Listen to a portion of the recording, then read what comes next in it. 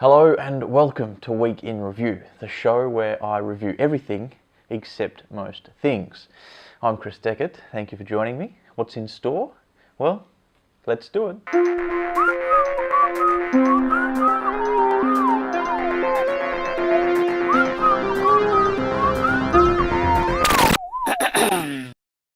Oh!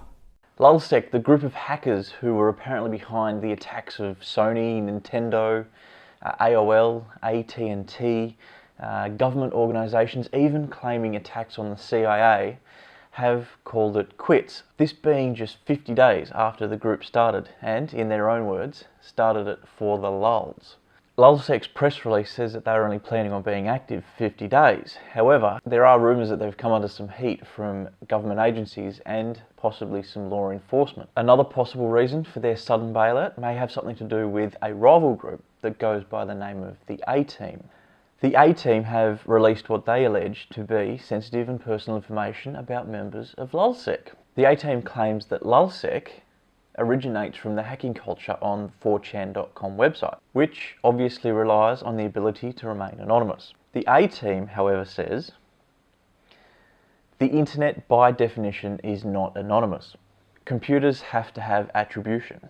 If you trace something back far enough, you can find its origins. Maybe this is one of the reasons why LulzSec has decided to call it quits after only 50 days. For those of you who are interested, the A-Team's documents can be found on the website somewhere in this video. Now, even though LulzSec claim that they've only done it for the lulz, they have made quite a few enemies along the way. Let us know in the comments section below if you've been affected by any of the hacking that was conducted by LulzSec. After many years of technological advancement, the Commodore 64 is back. The 8-bit computer that was released in the early 80s has been given a facelift. Well, actually no, it hasn't, you see. The exterior will remain much the same, with a plastic keyboard, thick black keys, with the upgrades being on the inside.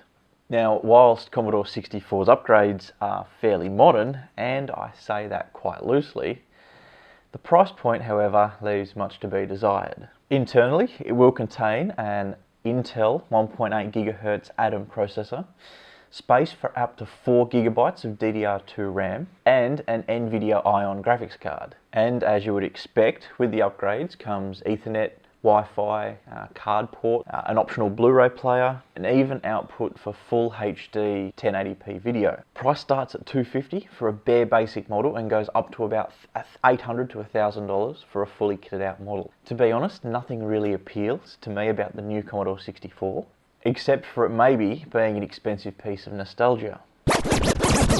Charlie Sheen is dead.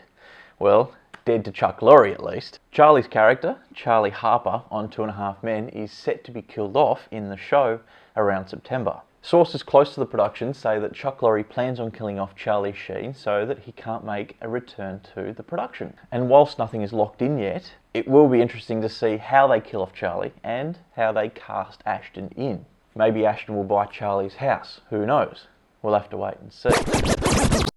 Finally, to something that is really quite awkward. The 11th annual BET Awards were held on Sunday night, and let's just say, maybe they should check the script before getting a competition winner to read out the winner. Check it out.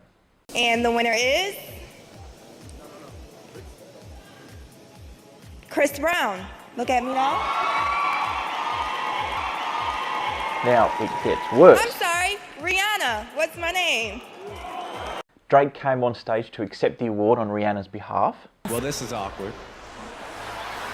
Confusing things even more. And one step more awkward. Later in the show, the host Kevin Hart announced on stage with Chris Brown standing next to him that Chris was actually the winner. Chris Brown is our Viewer's Choice Award winner.